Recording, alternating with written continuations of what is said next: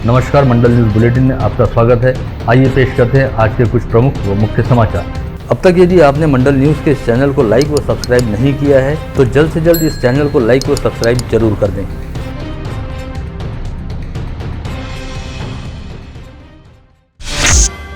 इस समय समूचा राज्य लोडशेडिंग की समस्या से जूझ रहा है, क्योंकि कोयले की कमी की वजह से बिजली का उत्पादन बेहद कम हो रहा है। वहीं दूसरी ओर विद्युत उपभोक्ताओं की ओर विद्युत बिलों का बकाया काफी अधिक रहने के चलते महावितरण इस समय आर्थिक तंगी से भी जूझ रहा है और बकायेदार विद्युत उपभोक्ताओं से युद्ध स्तर पर बकाया विद्युत बिलों की वसूली की जा रही है। लेकिन इसी दौरान एक सनसनीखेज जानकारी सामने आई है, जिसके मुताबिक राज्य के मंत्रियों, विधायकों व सांसदों की ओर कई लाख रुपए के विद्युत बिल बकाया है। खास बात यह है कि इस बारे में जारी की गई सूची में पहले राज्य के उप मुख्यमंत्री व वित्त मंत्री अजित पवार का भी नाम शामिल था, लेकिन 2 घंटे के भीतर ही ऊर्जा विभाग द्वारा एक नई सूची जारी की गई, जिसमें से अजित पवार का नाम हटा दिया गया। इस नई सूची के मुताबिक 30 अप्रैल 2022 तक राज्य में अति महत्वपूर्ण माने जाने वाले मंत्रियों, विधायकों व सांसदों ऐसे कुल 372 वीआईपी ग्राहकों की ओर 1,27 लाख रुपए के विद्युत बिल बकाया है। ऐसे में इस बात को लेकर हैरत जताई जा रही है कि महज 1,500 रुपए के बकाया विद्युत बिलों के लिए अपनी आर्थिक बदहाली की दुहाई देने वाले और कनेक्शन कट कर देने वाले महावितरण द्वारा इन वीआईपी बकायेदारों के भारी भरकम विद्युत बिलों की वसूली हेतु कोई कड़े कदम क्यों नहीं उठाए जा रहे।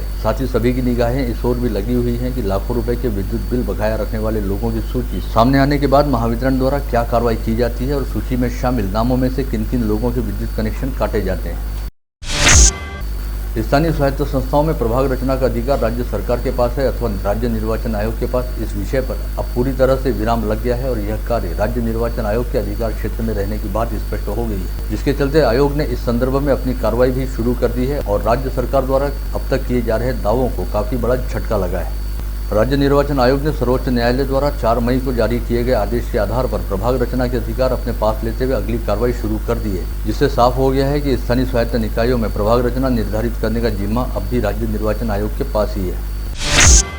जिले की 270 ग्राम पंचायतों की प्रभाग रचना के लिए ग्राम विकास विभाग ने 2 मई 2022 को एक आदेश जारी किया था, लेकिन 4 मई को सर्वोच्च न्यायालय के निर्देश पश्चात निर्वाचन आयोग द्वारा 27 जनवरी 2022 को दिए गए आदेशानुसार शुरू हुई प्रभाग रचना का काम खंडित टप्पे से आगे शुरू किया जाएगा, ऐसा आदेश जारी किया है। ऐसे में जिले की 270 ग्राम पंचायतों में एक बार फिर प्रभाग रचना का काम दोबारा शुरू हुआ है। इस समय पेट्रोल, डीजल व खाद्य तेल सहित अनाज व किराना के दामों में लगातार वृद्धि होना जारी है, जिससे आम नागरिकों का जीना मुहाल हो गया है। वहीं अब गैस सिलेंडर के लगातार बढ़ते दाम भी लोगों की मुश्किलें बढ़ाने का काम कर रहे हैं। विगत 2 माह तक स्थिर रहने के बाद आज घरेलू गैस सिलेंडरों के दामों में प्रति सिलेंडर 50 रुपये की एकमुश्त वृद्धि हो गई। ऐसे में अब तक 974 रुपये की दर पर मिलने वाले घरेलू गैस सिलेंडर के लिए अब 1,024 रुपये अदा करने होंगे, जिसकी वजह से आम नागरिकों का मासिक बजट गड़बड़ाने की पूरी संभावना दिखाई दे रही है। वहीं दूसरी ओर विगत 2 माह से लगातार उछाल भर रहे कमर्शियल सिलेंडरों के दामों में आज 9 रुपये की कटौती की गई। हालांकि इसे विशेष राहत नहीं कहा जा सकता, क्योंकि विगत 2 माह के दौरान कमर्शियल सिलेंडर के दामों में रिकॉर्ड 357 रुपये की वृद्धि हुई है, जिसके चलते कमर्शियल गैस सिलेंडर के दाम 2,441 रुपये पर जहां पहुंचे थे, वहीं अब इसमें केवल 9 रुपये की कटौती की गई है। इस समय सभी क्षेत्रों में दर वृद्धि का सिलसिला चल रहा है, जिससे सराफा क्षेत्र भी अछूता नहीं है और आज सोने के दामों में करीब 600 रुपये प्रति तोला का उछाल आया। वहीं चांदी के दाम पूरी तरह से स्थिर है। इस समय 24 कैरेट सोना 53,200 रुपये व 22 कैरेट सोना 50,500 रुपये के प्रति तोला के स्तर पर है। वहीं चांदी 66,500 रुपये किलो की दर पर बिक रही है। वर्ष 2022-2023 के लिए आबकारी अनुज्ञप्ति नूतनीकरण में किसी तरह की कोई गड़बड़ी न हो और इसे लेकर कहीं से किसी तरह की कोई शिकायत प्राप्त न हो, इस बात के मद्देनजर राज्य उत्पादन शुल्क के आयुक्त कांतिलाल उमप ने वर्धा व गढ़चिरौली जिलों को छोड़कर सभी जिलों के आबकारी अधीक्षकों के नाम एक परिपत्रक जारी किया है, जिसमें साफ तौर पर कहा गया है कि आवश्यक दस्तावेजों के साथ किए जाने वाले आवेदनों को कामकाजी दिनों के दौरान रोजाना सुबह 10:30 से शाम 6 बजे तक स्वीकार किया जाए और आवेदनों को स्वीकार करने की आबकारी कार्यालय में जरूरत के लिहाज से एक अथवा एक से अधिक काउंटर खोले जाएं। इस समय पूरा देश भीषण गर्मी व चिलचिलाती धूप से हैरान परेशान है। ऐसे में पसीने से सराबोर हो चुके लोगों के लिए एक राहत वाली खबर सामने आई है, जिसके मुताबिक इस बार देश में मानसून का आगमन 10 दिन पहले होने की संभावना है। ऐसे में इस वर्ष जानलेवा गर्मी से थोड़ा जल्दी राहत मिल सकती है। European centre for medium range weather podcast द्वारा जताई गई संभावना के मुताबिक बंगाल की खाड़ी और अरब के सागर के वातावरण में होने वाले बदलाव के चलते मानसूनी हवाएं इस बार थोड़ा जल्दी भारत पहुंच सकती हैं और 20 से 21 मई तक अंडमान द्वीप समूह में मानसून का आगमन हो जाएगा, जो 28 से 23 मई तक केरल के तटीय क्षेत्र पर पहुंचेगा, जहां से आगे बढ़ते हुए मानसून का राज्य के अन्य क्षेत्रों में आगमन होगा और विदर्भ व मराठवाड़ा क्षेत्र में 5 से 7 जून के आसपास मानसून पहुँच जाएगा। वहीं विगत 15 दिनों से विदर्भ क्षेत्र में सूरज लगातार आग उगल रहा है और अगले 3 दिनों तक यही स्थिति कायम रहने का अनुमान है। ऐसे में वर्धा व चंद्रपुर जिले के लिए मौसम विभाग द्वारा येलो अलर्ट जारी किया गया है। साथ ही अमरावती, अकोला व वाशिम जिलों के लिए 10 मई तक सतर्कता की चेतावनी जारी की गई है। महाराष्ट्र नवनिर्माण सेना के अध्यक्ष राज ठाकरे द्वारा मस्जिदों से लाउडस्पीकर पर होने वाली अजान को लेकर आपत्ति दर्ज कराने और दोगुनी आवाज में हनुमान चालीसा पढ़ने की चेतावनी दिए जाने के बाद दो धर्मों के बीच संभावित संघर्ष को टालने हेतु शहर में पुलिस द्वारा तमाम एहतियाती कदम उठाए जा रहे हैं, जिसके तहत गत रोज ही शहर पुलिस आयुक्तालय में मुस्लिम समाज के धर्मगुरुओं के साथ एक बैठक हुई, जिसमें सर्वसम्मति से निर्णय लिया गया कि रोजाना सुबह करीब 5:15 बजे होने वाली फजर की नमाज के लिए अब लाउडस्पीकर पर अजान नहीं दी जाएगी। जिसके पश्चात कल से ही शहर के 183 में से अधिकांश मस्जिदों में सुबह की पहली अजान के लिए लाउडस्पीकर का प्रयोग करना बंद कर दिया गया। जिला विधि न्याय प्राधिकरण तथा स्थानीय जिला व सत्र न्यायालय के संयुक्त प्रयासों से आज स्थानीय अदालत परिसर में लोक अदालत का आयोजन किया गया था, जिसमें लंबे समय तक प्रलंबित रहने वाले मामलों को संबंधित पक्षों के बीच सामंजस्य स्थापित करते हुए सुलझाने का काम किया गया और कई मामलों में दोनों पक्षों की आपसी सहमति के साथ मामलों का निपटारा भी किया गया।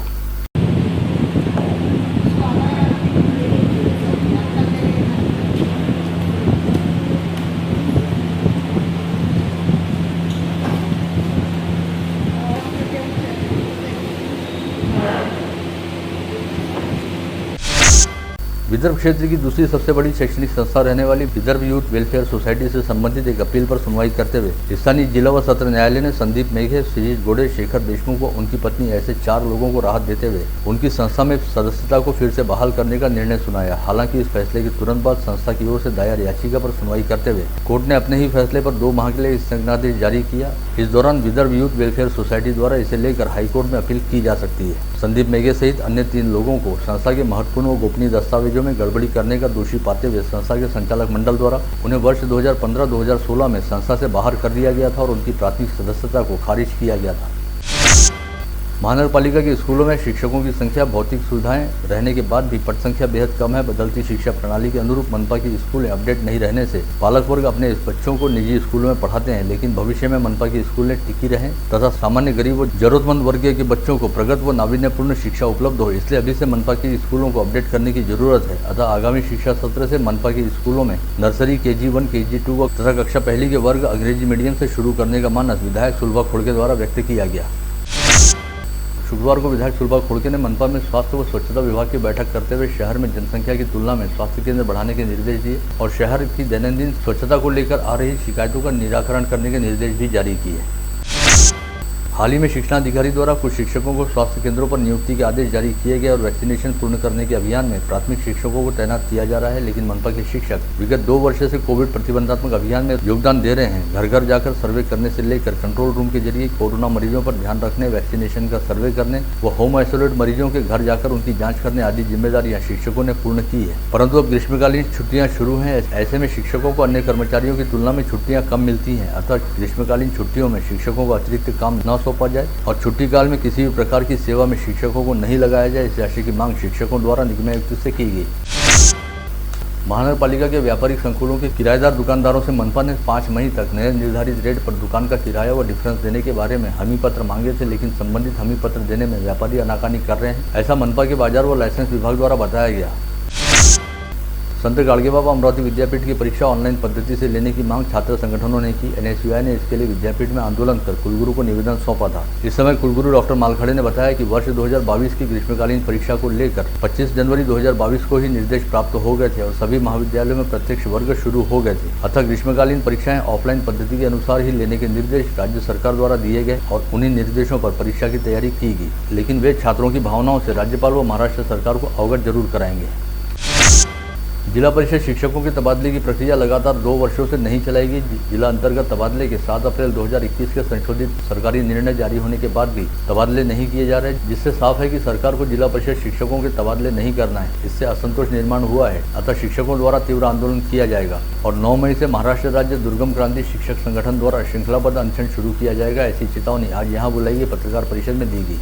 एप्रिल 2021च्या शासन निर्णयानुसार सुद्धा शासन बदली प्रक्रिया राबवण्यास इच्छुक नाही, त्यामुळे शिक्षक संवर्गामध्ये असंतोषाचं वातावरण आहे। शिक्षक पेटलेले आहेत, शिक्षकांचा सरकारवर एक प्रकारचा रोष आहे आणि जर शासनानं 9 मेच्या आधी ही प्रक्रिया सुरू न केल्यास 9 मे 2022 पासून महाराष्ट्र राज्य दुर्गम क्रांती शिक्षक संघटनेतर्फे आम्ही साखळी उपोषण करू आणि या उपरही जर शासनानं आमच्या बदली प्रक्रियेची दखल घेतली नाही आणि बदली प्रक्रिया त्वरित सुरू नाही केली तर यानंतर आम्ही जून महिन्यात काम बंद आंदोलन करू असा आमचा शासनाला इशारा आहे.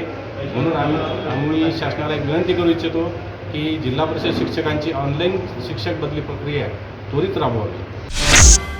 इन दिनों अमरावती कृषि उपज मंडी में तुअर व चना फसल की बम्पर आवक हो रही है. शनिवार को मंडी में किसानों ने 4,705 क्विंटल तुअर व 3,182 क्विंटल चना बेचने हेतु लाया. इस समय मंडी में तुअर को 5,800 रुपये से 6,292 रुपये प्रति क्विंटल तथा चने को 4,300 रुपये से 4,400 रुपये प्रति क्विंटल के दाम दिए जा रहे हैं.